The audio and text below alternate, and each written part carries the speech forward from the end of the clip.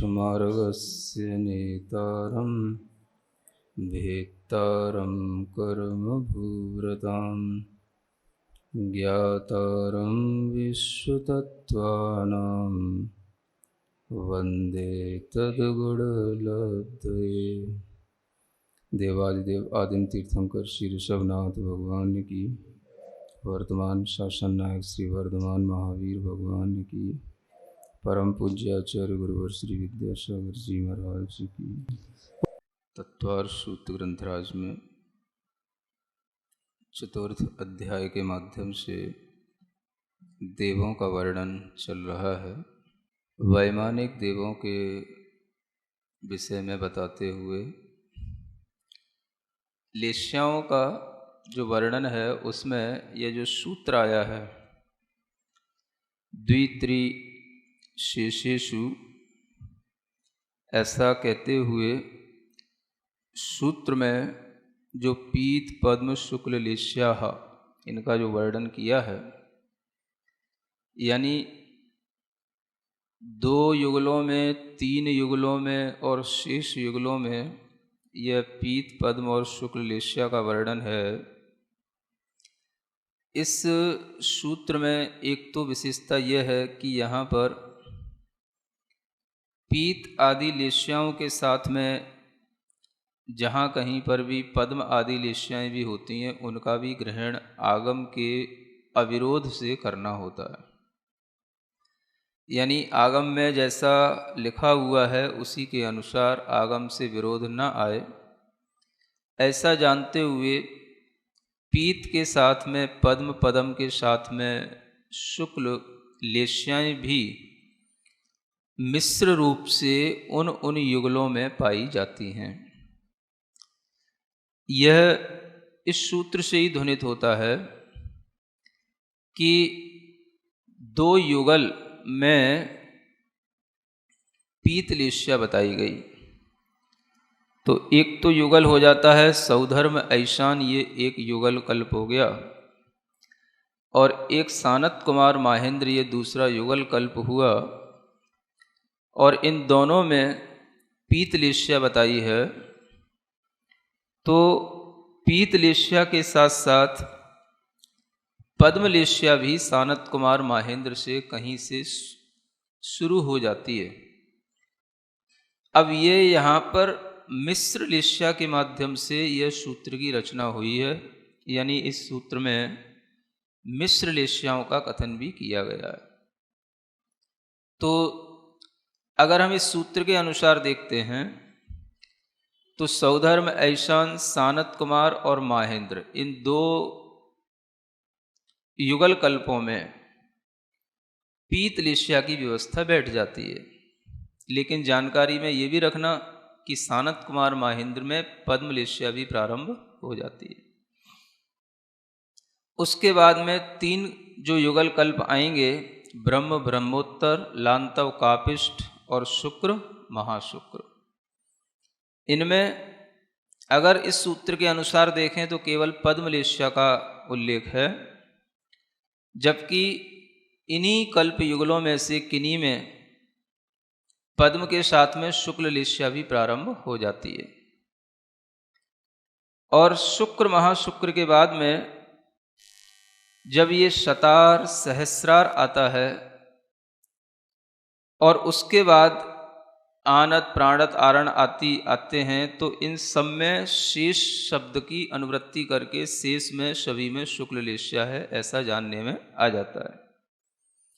इससे ये सिद्ध होने लग जाता है कि इस सूत्र के अनुसार ब्रह्म, ब्रह्मोत्तर, लांतव, कापिष्ठ और शुक्र, महाशुक्र, इन 3 युगलों तक तो पद्म रही, और फिर उसके बाद में शतार, सहस्रार, यहीं से जो है शुक्ल लेश्या प्रारंभ हो गई, है ना।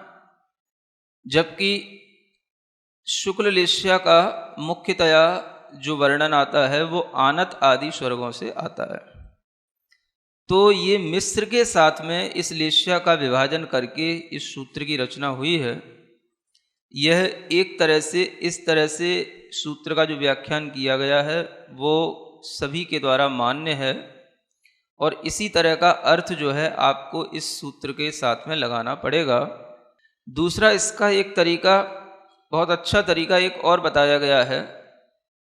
आचार्य विद्यानंदी महाराज ने श्लोक वार्तिक ग्रंथ की रचना की है, जिसके माध्यम से उन्होंने इसी सूत्र के साथ में व्याकरण के अनुसार नियमों के लगाते हुए एक इसकी नई टेक्निक ये बताई कि आप इसका इस तरह से भी व्याख्यान कर सकते हो, वो भी सुनने योग्य है। कहते हैं कि द्वि जो शब्द है इसको तीनों के साथ लगाओ, पीत के साथ भी, पद्म के साथ भी और शुक्ल के साथ भी। समझ आ रहा है? तो कैसे बनाना? दो द्वयोः पीता, यानी दो कल्प युगलों में पीतलेश्या है।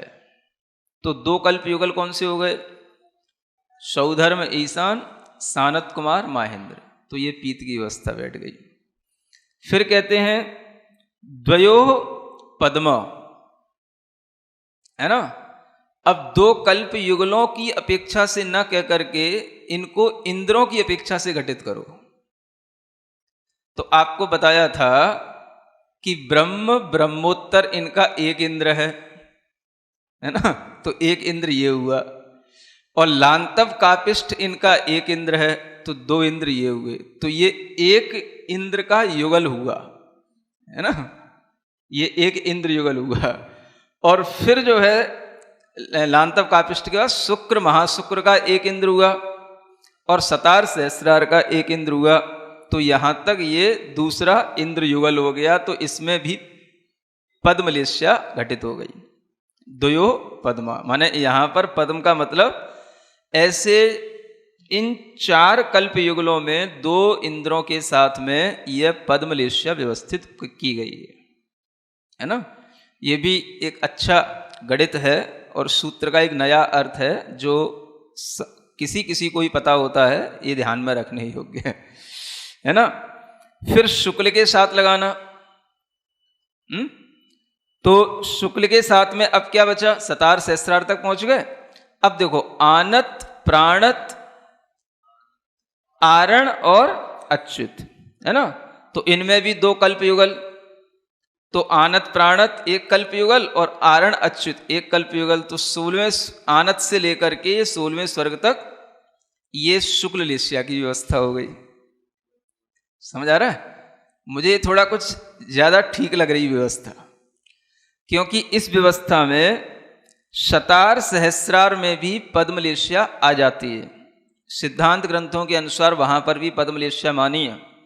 लेकिन अगर हम जो प्रचलित अर्थ है, जो सर्वार सिद्धि आदि में दे रखा है, या सामान्यतया जो लोग अर्थ करते हैं, उसके अनुसार अगर हम द्वित्री शेषेषु में अगर केवल त्रि का मतलब तीन कल्प युगल लेते हैं, तो हम शतार सहस्रार तक नहीं पहुंच पाते हैं। शुक्र महाशुक्र पे ही तीन कल्प युगल पूरे हो जाते हैं।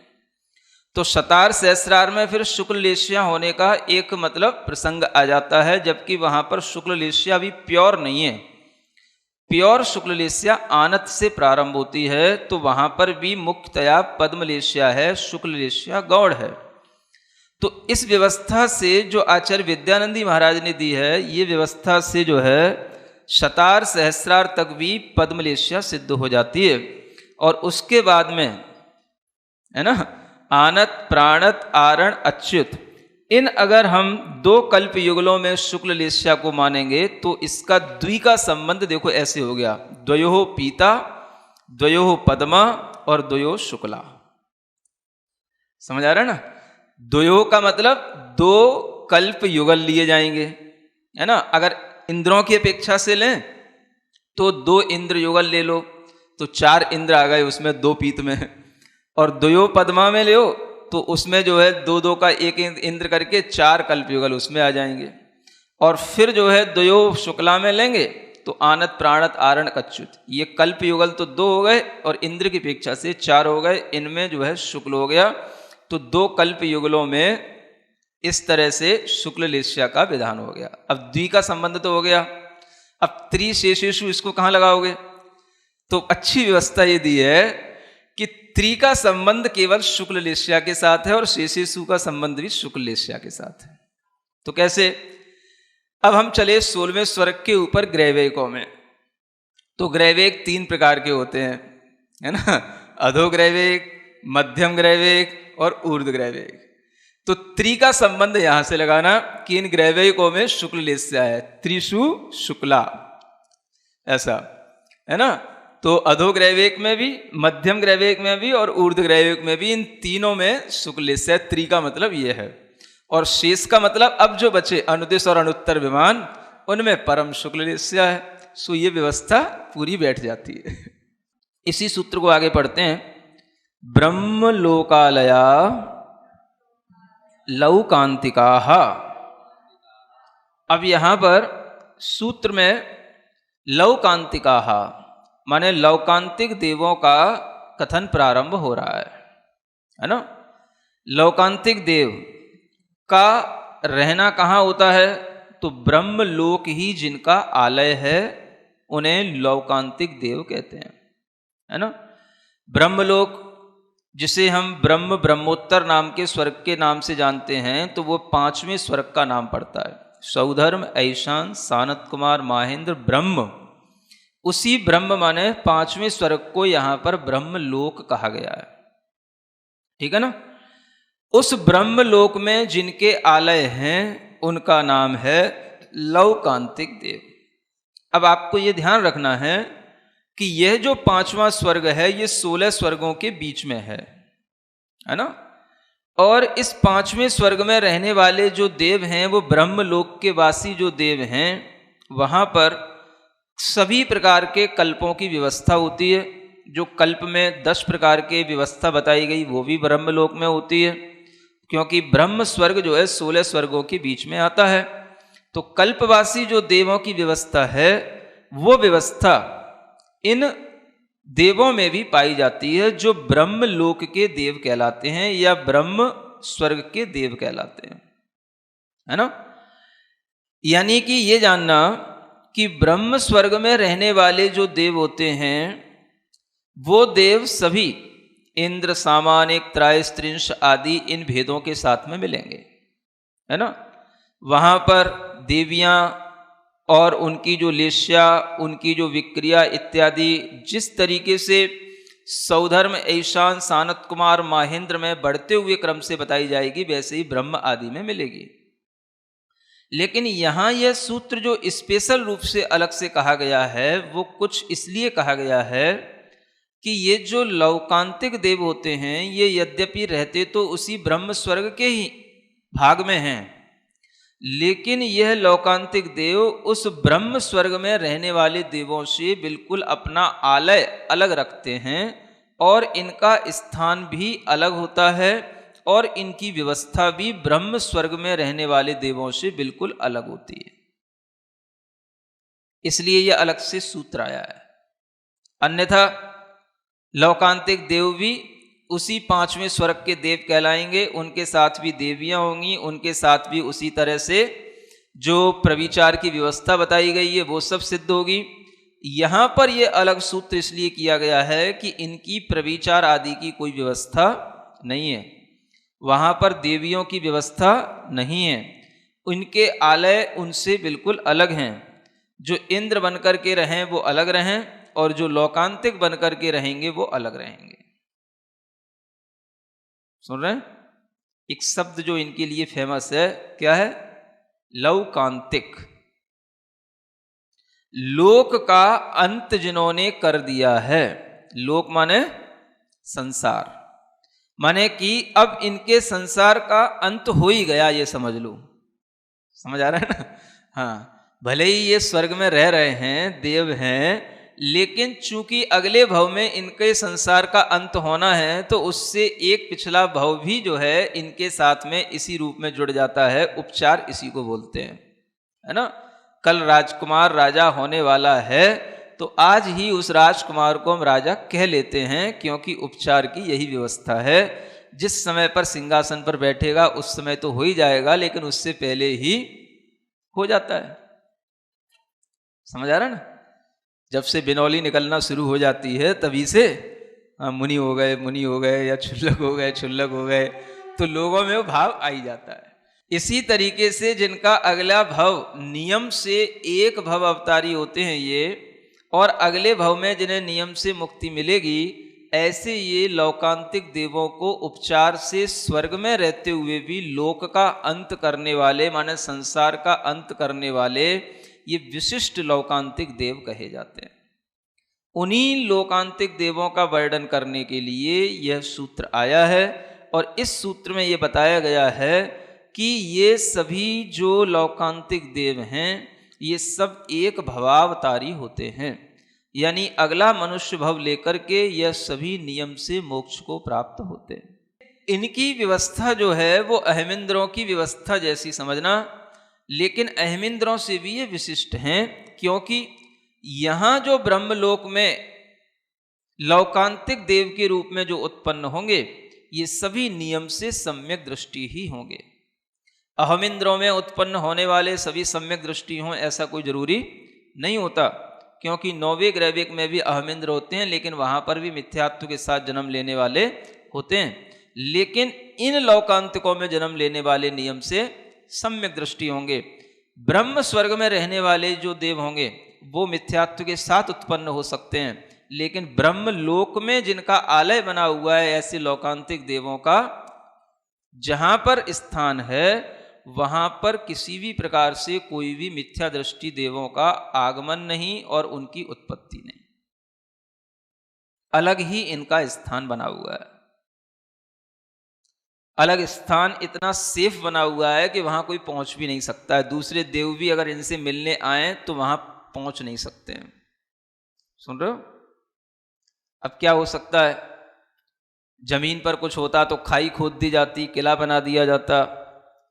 आकाश में इनके विमान बने हुए हैं और यह एक अकृत्रिम रूप से स्वाभाविक एक रचना बनी हुई है कि ये जहां रहते हैं उन विमानों के बाहर बहुत घोर अंधकार है। क्या है? हाँ, जैसे यहां पर आप सुनते हो ना ब्लैक होल्स, ऐसे नाम सुनते हो, ठीक इसी तरीके की ये व्यवस्था इनके उस इर्द गिर्द चारों ओर फैली हुई है। जहां इनका ये विमानों का अवस्थान है वहां पर इतना घोर अंधकार है कि आचार्य कहते हैं कि उस अंधकार में कोई भी अगर देव भी अगर मतलब थोड़ी सी कम विक्रिया रिद्धि वाला हो, फंस जाए तो निकल नहीं पाए। समझ आ रहा है ना? क्योंकि कुछ ऐसे अज्ञात स्थान होते हैं जहां पर फंसने के बाद कुछ नहीं दिखाई देता। अब वो अंधकार देखो कहां से फैला हुआ है। तो आपको ये तो बताया है कि द्वीप समुद्रों के ऊपर ही ये सब जो है विमानों की रचनाएं हैं, और सारे विमान कोई संख्यात योजन के हैं, असंख्यात योजन के हैं, तो ये सभी जो है तिर्यक लोक में ऊपर तक भी फैले हुए हैं, माने तिर्यक लोक के ऊपर फैले हुए हैं, है ना?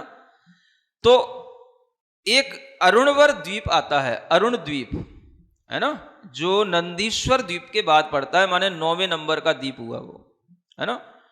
उस अरुण द्वीप से एक स्वाभाविक रूप से अंधकार ऊपर की ओर उठता है पूरे वलयाकार में, है ना? संख्यात योजनों का वह मूल में, मध्य में, अंत में भी जो है बिल्कुल इसी तरीके से वह अंधकार की पूरी एक मतलब कहना चाहिए पिंड के समान वह नीचे से उठ करके, और जहां पर ये ब्रह्मलोक है वहां तक ये अंधकार के रूप में वलयाकार ये स्थिति बनी हुई है, माने वो अंधकार के साथ ही पूरा वलयाकार ऊपर तक गया है। और आचार्यों ने लिखा है कि जहां पर इन देवों के विमान बने हुए हैं उनमें सबसे ऊपर जो अरिष्ट नाम का विमान होता है, उस विमान के नीचे जैसे कि मुर्गी होती है उसके ऊपर की जो कुटी होती है, ऐसे आकार का वह अंधकार वहां पर रूप ले लेता है। कुछ समझ आया? ऐसे समझ लो जैसे शिखर होता है नीचे से बढ़ता हुआ ऊपर की ओर छोटा हो गया, यूं समझ लो, ठीक है ना? हाँ, इस तरीके का वह अंधकार वहां पर जाकर के सघन हो गया, और वह अंधकार वहां पर 8 दिशाओं में फैल गया, और वह अंधकार उस क्षेत्र में तिर्यक लोक के अंत तक चला गया, और उसी अंधकारों में, उनके ही अंधकार के दिशाओं में भी और उनके अंतरालों में भी ये लौकांतिक देवों के विमान और उनमें रहने वाले लौकांतिक देव होते हैं। बहुत घोर अंधकार, निबिड़ काला बिल्कुल। मतलब कि वह अंधकार अगर यहां से ऊपर तक जा रहा है तो आपको यह भी पता होना चाहिए कि अरुण द्वीप में भी ज्योतिर्लोक है, क्योंकि ज्योतिर्लोक पूरा 2.5 द्वीप में ही नहीं है, पूरे असंख्या द्वीप समुद्रों तक फैला हुआ है।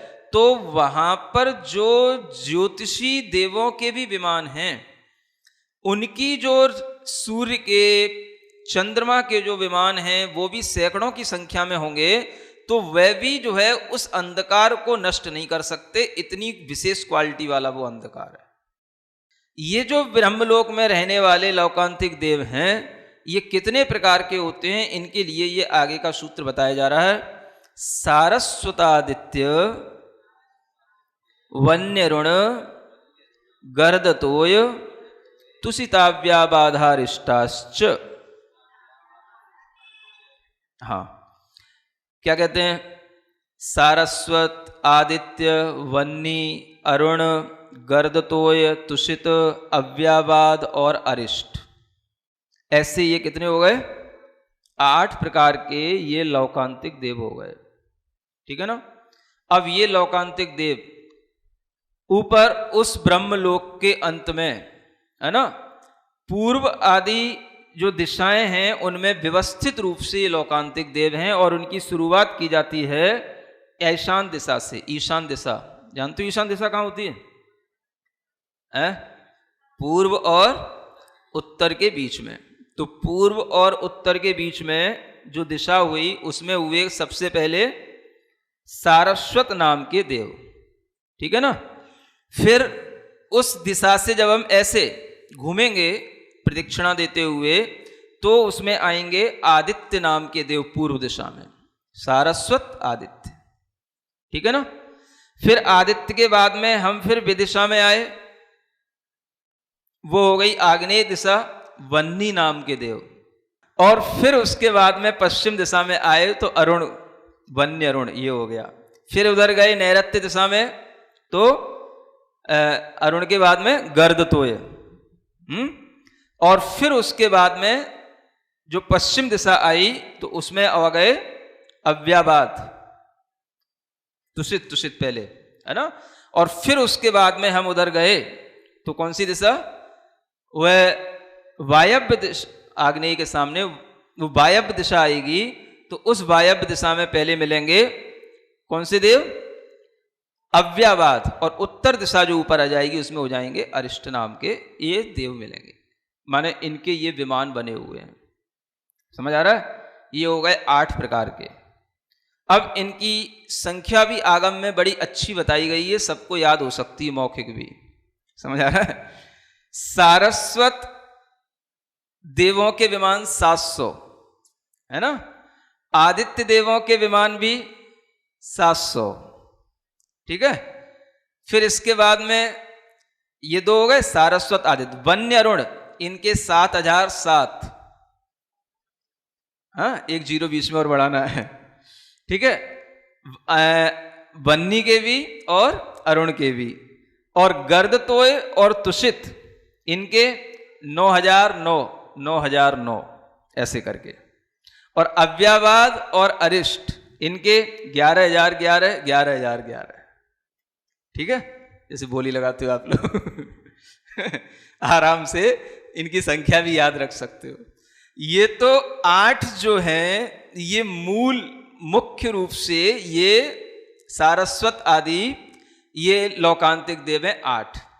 अब इन्हीं की जो विदिशाओं के जो अंतरालों में 2-2 प्रकार के देव और बताए गए हैं, ये अलग अलग, है ना। जैसे मान लो ईशान दिशा थी और ईशान के साथ में पूर्व दिशा है, तो ईशान और पूर्व के बीच में 2 प्रकार के आपको देव और मिलेंगे। उनके भी नाम जो है जैसे अग्न्याभ, सूर्याभ, इस तरीके के नाम उनके भी शास्त्रों में मिलते हैं। फिर इधर पश्चिम और वन्नी जाति के जो देव होंगे उनके बीच में चंद्राव, रत्नाव इस तरीके के नाम वाले होंगे, या सत्याव। तो इस तरीके से दो दो हर विदिशाओं में, यानी दोनों दिशा और विदिशा के अंतरालों में दो दो प्रकार के देव और व्यवस्थित कर लो आप, तो कितने हो जाएंगे? 8 दूनी 16 ये हो गए, और 8 पहले के, तो 16 और 8 ये 24 प्रकार के ये देव हो जाते हैं, है ना। और इन सबके विमानों की संख्याएं भी अलग अलग आगम में दी हुई हैं। टोटल जब करते हैं तो ये 4,07,806 इतने ही ये लौकांतिक देव होते हैं। वैसे तो ब्रह्म स्वर्ग में रहने वाले जो देव हैं वो तो सब असंख्या संख्या में हैं, लेकिन ये जो लौकांतिक देव हैं ये इतनी सी संख्या में है, संख्यात 4 लाख। सुन रहे हो? जो कम संख्या में पाया जाए उसकी बड़ी दुर्लभता होती है, हर कोई लौकांतिक नहीं बनता है। जो यहां पर विशेष रूप से तपस्या के साथ साथ ब्रह्मचर्य की आराधना करते हैं, वैराग्य की भावनाएं हमेशा भाते हैं, 12 अनुप्रेक्षाओं में जिनका मन हमेशा लगा रहता है, ऐसी कोई शुभ लेश्या को धारण करने वाले विशिष्ट तपस्वी मुनि ही लौकांतिक देवों में उत्पन्न हो पाते हैं। समझ आ रहा है? नहीं तो सौधर्म, ईशान आदि 16 स्वर्ग के दरवाजे तो खुले हैं ही हैं, है ना। लेकिन इन लौकांतिक देवों में उत्पत्ति होने के कुछ लक्षण विशेष भी होते हैं, और वहां जाकर के इन लौकांतिक देवों की जो विशेषता आती है वो भी सामान्य देवों से अलग होती हैं। इन्हें देवों में देव ऋषि कहा गया है ना।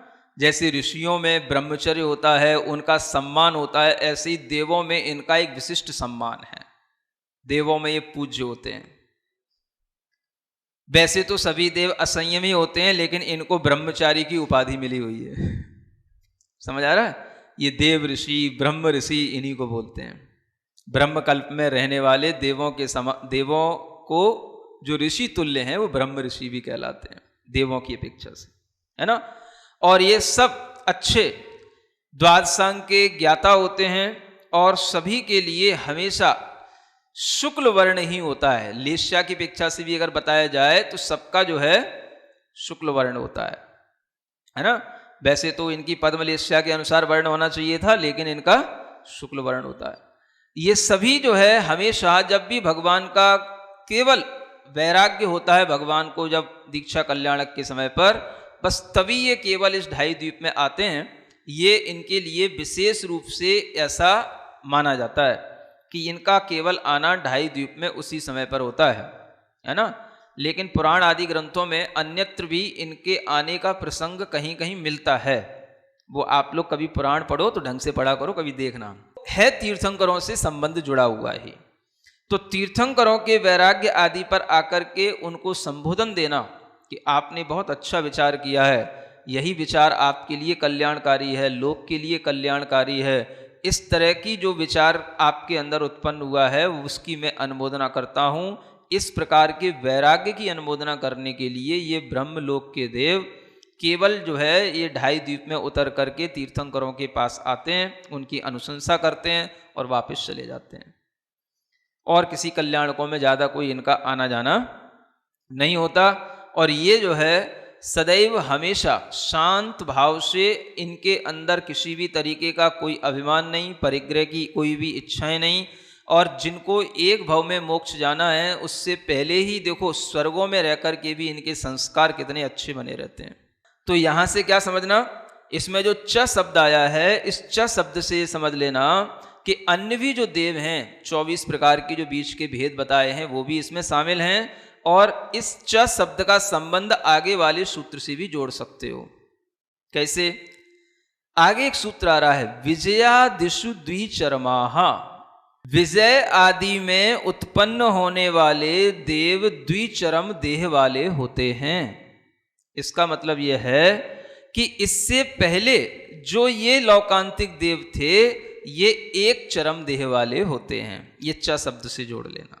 तो ये सिद्ध होता है कि लौकांतिक देव एक भवावतारी हो गए, एक चरम भव धारण करके ये मुक्त हो जाएंगे, और जो विजय आदि का मतलब क्या, 9 ग्रैविक के ऊपर अनुदिश होते हैं और उसके ऊपर 5 अनुत्तर होते हैं।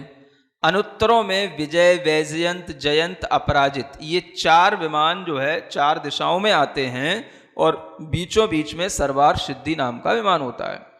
तो यहां पर विजय आदि से 4 दिशाओं के वो 4 लेना, ऊपर वाले अनुदिश की भी जो ऊपर है ना, विजय, वैजयंत, जयंत और अपराजित, और उसके साथ में नीचे जो 9 अनुदिश हैं उनको भी ले लेना, क्योंकि इनमें भी जो है यह 13 इन विमानों में उत्पन्न होने वाले जीव नियम से द्विचरिम भव वाले हो जाते हैं।